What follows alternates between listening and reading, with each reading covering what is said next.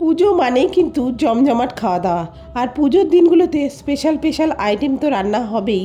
আর অষ্টমী মানেই বাঙালির ঘরে ঘরে লুচি তো থাকবেই। ভিডিওটা আপলোড করতে আমার একদিন দেরি হয়ে গেল, বুঝতেই পারছো। পুজোতে ঘোরাঘুরি করে এমনি গলার অবস্থা ভীষণই খারাপ, তার উপরে আবার সময়ই পাওয়া যাচ্ছে না ভিডিওগুলো এডিট করার।